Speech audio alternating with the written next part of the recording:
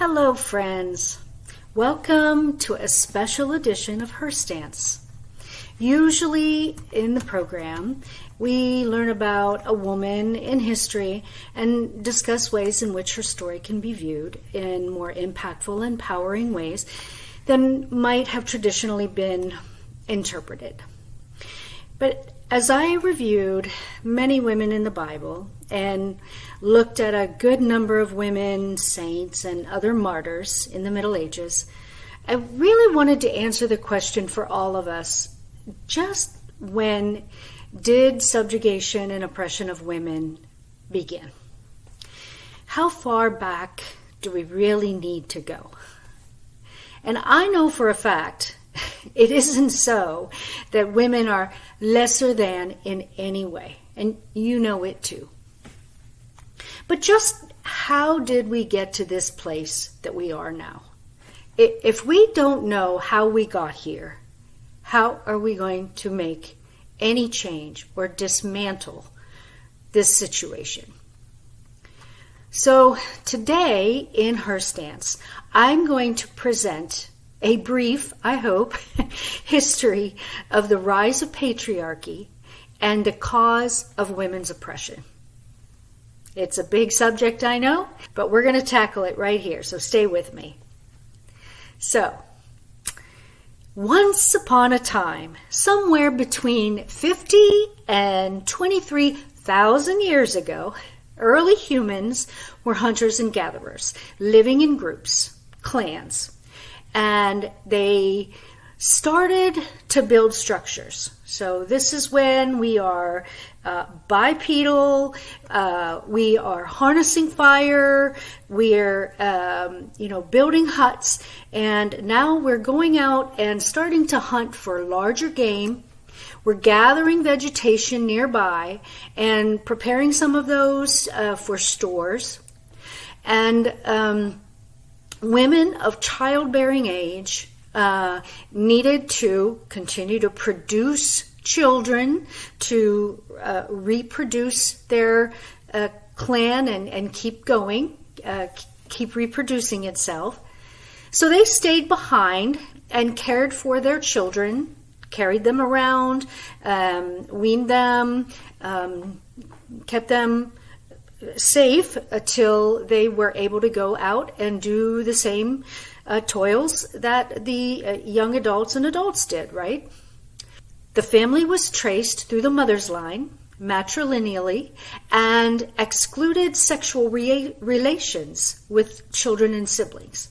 This led to pairing relationships based on mutual agreement in which each partner had the ability to dissolve the bond. So groups as such moved to where the ground produced great harvest and game, and the roles were acceptable to both women and men based on the age of the people. Say, older men stayed behind to help repair and build huts, and the women of childbearing age, stayed and did house chores, cleaning, also helping with building huts, whatever they could do with a baby on their hip, on their back, and had children for future generations and nurtured their children. There were one school of thought that said that this division of labor was cultural or environmental, right? Whatever they could do around the environment, they did. There was a second school of thought that said that this was natural roles, right? Men are stronger, aggressive. It's natural for men to be hunters. They had uncontrollable sexual urges. They protect women. And women's subordinate role had to be justified in terms of the functions they have to carry out in giving birth, raising children, and their subordination is seen as based on biology and thus their destiny, right? It's natural. So you be the judge of that, whether it's cultural, whether it's environmental, or whether it's just biology and natural. Nevertheless, that was the beginning of social and the enterprise by which communities functioned. Then we get to 12,000 to 10,000 years ago.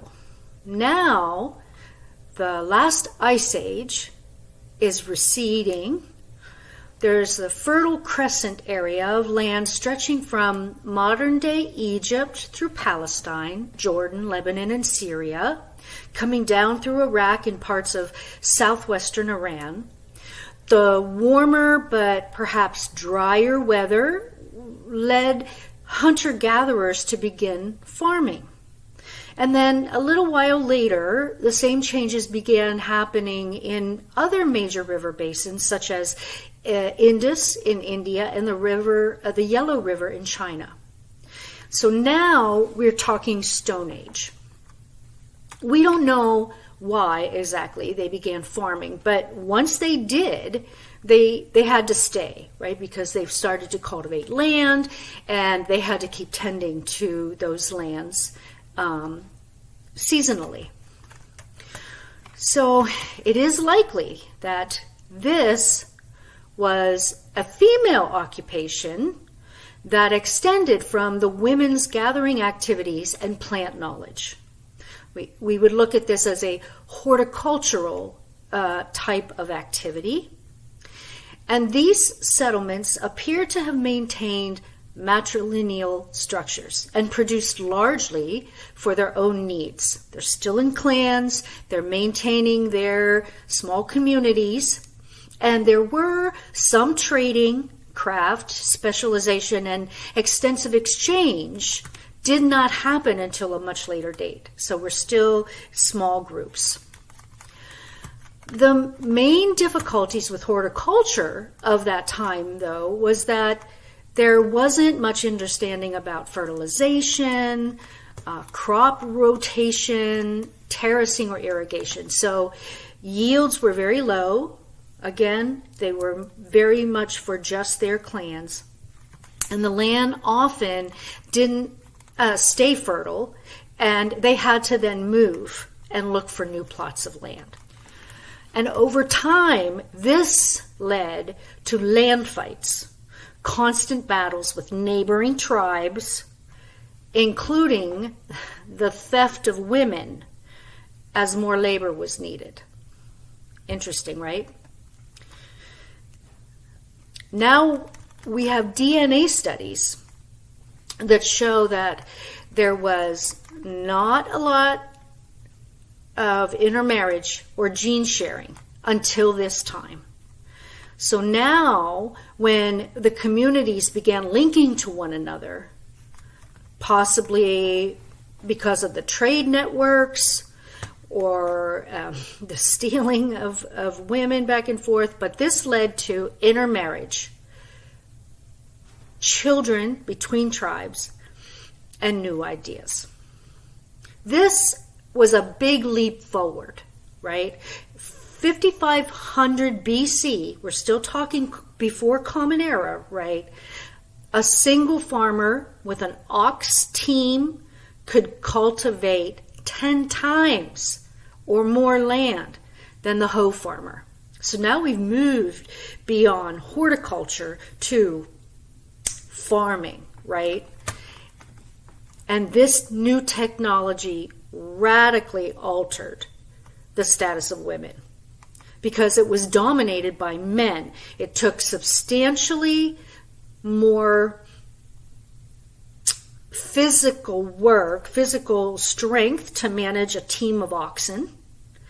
And it also increased wealth within communities by providing not just a stockpile of food, but also huge surplus, right? So now they were able to, really put stuff away for the winter. Again, plowing was also an isolated activity compared to horticulture, which would have been women doing things together. Now we're talking, one or two men out there, father, son, whatever, plowing with a team of animals.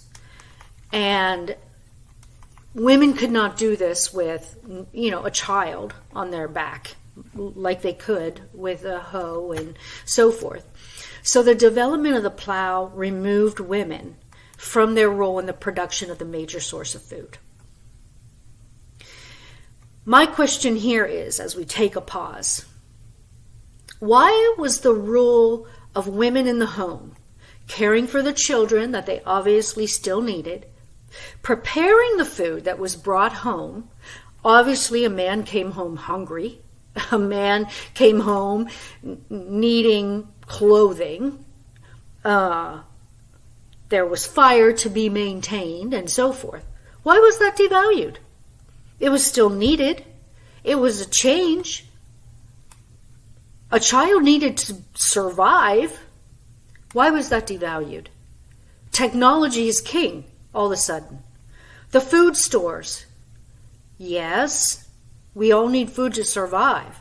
But somehow that became the king of value, and women in the home and reproduction and rearing children devalued. I just want you to put a pin in that. The philosopher Engels characterized the loss of this power and status that women had begun to experience over the many, many years during this transition. Remember, it just didn't happen in a day, right? But over time. He coined this as the world historic defeat of the female sex. So what we're saying here is that the demand for labor inexorably increased, right? As all forms of farming were far more labor intensive than hunting and gathering. So women of childbearing age were therefore in increasing demand. More children were needed to provide labor. So prior to this, a woman had a child every 3 or 4 years. Now, women were supposed to be a factory. Like, every 9 months, a new one came out. Every 9 months, you were pregnant. And this also increased maternal mortality. More women died in childbirth with this reproductive schedule. Also, women began to be exchanged with other tribes for their fertility and reproductive capacity. So this now reversed matrilocal traditions where, while previously women would maybe choose their family, they were exchanged maybe in families because of a, advantage for the bride's family, whatnot. Now, the women's reproductive power had been commodified. No longer did a husband move in to the, it was advantageous to the bride's family. Now it was exploitation. As the increased overall wealth of the tribe to have a woman that could reproduce often. And where it was once her choice, now it was a matter of emphasizing paternity and the father in the kinship line. So this was a shift to monogamy in sexual relations rather than, hey, let's have this wonderful relationship, and if we both just want to have it dissipate, we do. It had nothing to do with paternity and kinship line. And the daily lives of women changed. Women found themselves more often at the hearth, completing a myriad of home-based activities, and that included grinding grain, because we had increased population that needed bread and mush. We had making of textiles for clothing and trade purposes, and so the women did that. We had making of receptacles to hold food, right, or cook in or trade, bowls, and women learned to do that, all while dealing with annual pregnancies and child rearing. But they weren't valued. Why? I mean, there was nothing easy about that. Nothing. And the men wanted, and I'd say even needed, this work to be done. I'm gobsmacked, right? Men, on the other hand, were out in the fields. They were teaching their sons the intensive farming techniques of plow farming and herding, training for war, because, I have to protect my property, which included their women. And they started trading all secondary products that came from farming, herding, household production, which, of course, women contributed to, right? Cheese, wool, pottery. These were the things that the women did. They wouldn't have those things if women weren't producing them. And these were the things left behind, the artifacts that our archaeologists today can tell the story about civilization, right? So now we have land as a critical resource needing labor, and slaves became more necessary as well. And we're talking female slaves for their reproductive capacity. People started to break out of the clans and started to protect personal property, which included other people. So while farming, horticulture initially started out as a very positive thing for women, it ended up that when women lost their direct role in agricultural production, they lost their status, power, and equality as well. And then they became commodities at the very same time for their reproductive abilities and as slaves for labor. And this was all prior to written word and before a class society was formed. So now we're at 4000 BC. We have temple cities. We now have water control. We have nation states. Does it get any better with evolution? I think not. Now we have laws and religious doctrine. Laws favored men. Women could be divorced, punished, or sold into slavery for adultery, while men could not. Women were forced to wear veils, had their movements restricted, and became the property of their fathers and husbands. Prostitution becomes established and regulated. And with increasing specialization of work, women are gradually excluded from certain occupations and professions. Women are excluded from equal access to education and religious training, and the religious underpinning for the archaic state subordinated female deities to chief male gods, and the feature myths of origin legitimated male ascendancy. We've already talked about Eve in past HerStance episodes, right? The book of Genesis showed how the first monotheistic religion, Judaism, completely transformed the original female goddesses of fertility and creation into a single male god. This god controlled all creation and redefined women in a narrow, sexually dependent way.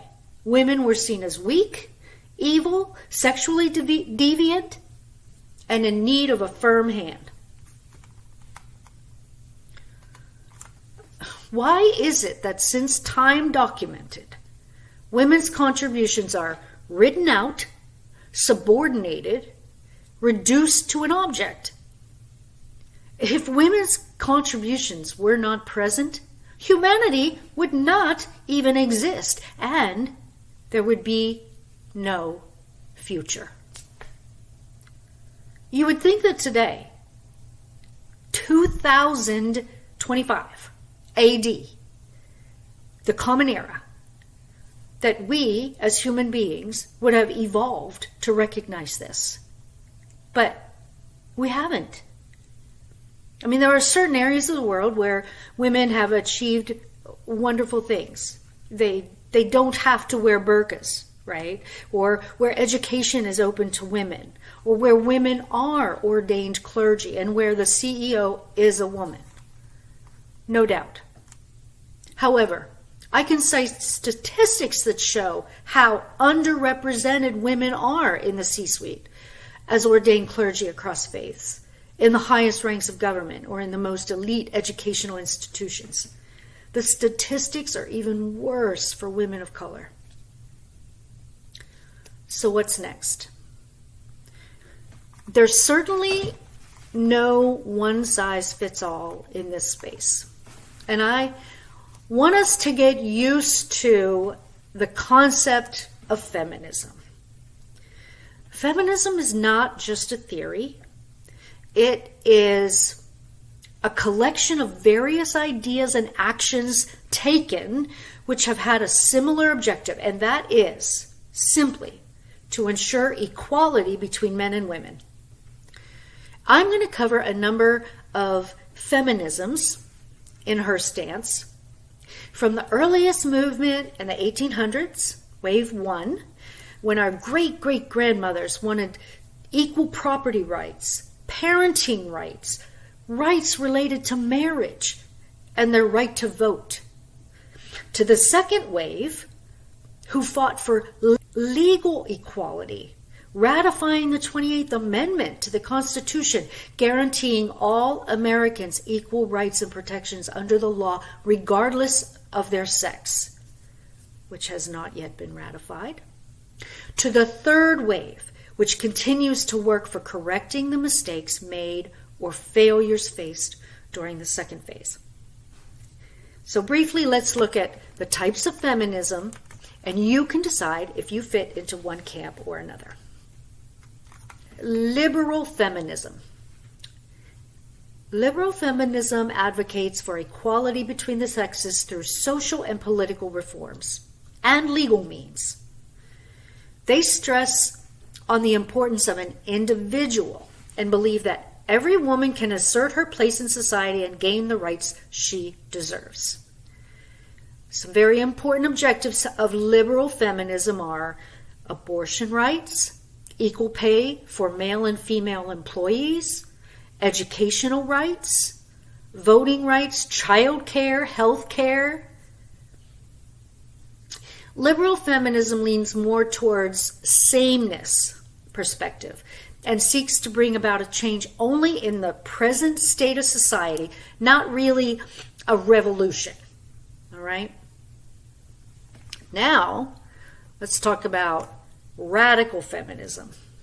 Radical feminism takes its name from the Latin word which means root in context. Radical feminists believe in going to the root or source of the problem. They believe that it is the male-dominated hierarchy or patriarchy which is responsible for the oppressed states of women today. And so, if changes are not brought about in this hierarchy, there can be no equality between men and women. And that a total reconstruction of the society is necessary to bring about the desired reforms. That is radical feminism. Now we come to cultural feminism. Cultural feminism believes that the society needs a female essence or a female nature.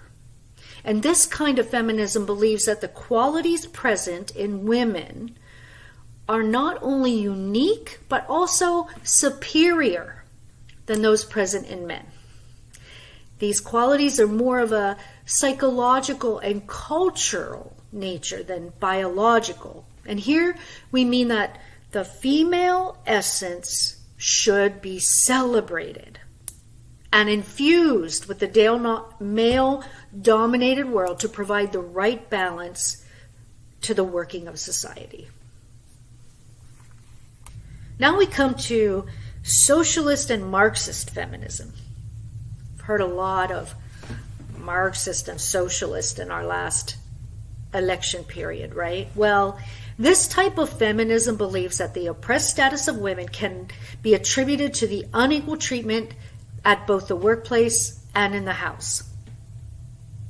Financial and personal exploitation, the institution of marriage, childbirth and child care, prostitution, and domestic work are tools for degrading women and the work that they do in a male-dominated society. And they believe in work that causes reforms in the society as a whole and not on an individual or a community level. So Marx was of the opinion that the capitalist system was to blame for the inequalities faced by the working classes, and that the removal of the capitalist system would remove these inequalities, which would ultimately reduce gender inequalities as well. So capitalism is the cause of gender inequality. Now we come to ecofeminism. And according to this theory, just like men control and destroy the environment for their own benefit and pleasure, they control and oppress women too, for the same reason. So ecofeminists advocate that women should try to reduce the destruction of the environment as much as possible and create and maintain a healthy environment to repair social as well as environmental injustice. Bear with me, just 3 more. We have black feminists. Now, black feminists refer to themselves as womanists and believe that liberation and freedom from oppression of black women would ensure equality for everyone. And that if liberation of black women is successful, it would mean the liberation of all women, racial discrimination, as well as discrimination based on economic classes. Separatist feminism is against the concept of heterosexual relationships, period, saying that it is not possible to solve the sexual differences that exist between a man and a woman. They believe that no man can contribute positively to the feminist movement. And hence, it is just better to shun relationships with men, as even the most radical of the men display signs of patriarchy somewhere or the other. So, just cut all ties. No relationships with men. And finally, the newest of the feminism movement theory, I-feminism. This focuses on the individuality of women, as well as their individual choices.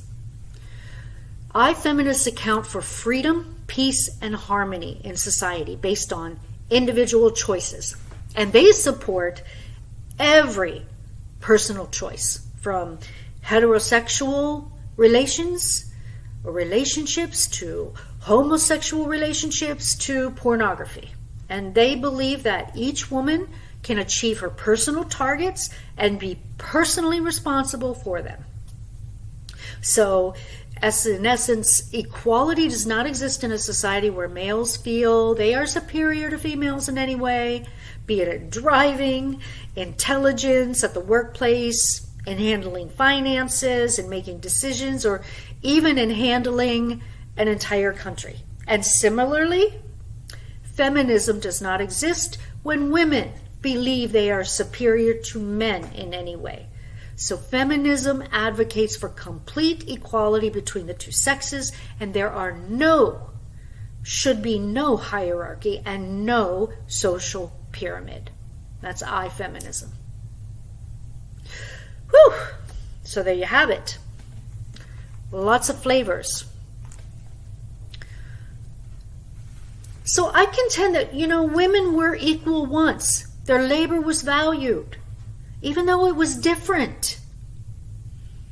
Responsibility for the clan's survival was shared. And when groups became less nomadic, farming required more hard labor and different technology, men valued women's contributions to the home less than before. They commodified sexual reproduction and eventually made women their property as either slaves or wives, which they codified in their laws and in religious doctrines. And while women have demonstrated their worth for centuries, they have taken their fight to the streets, to courthouses, union halls, convention centers over the last 200 years to gain equal rights, equal pay, equal representation across all branches of government, all levels of institutions and organizations, and for any gender-specific health care. We take one step forward, 2 steps back. So what now? Well, here's what you can do. Regardless of how you label it, start close to home.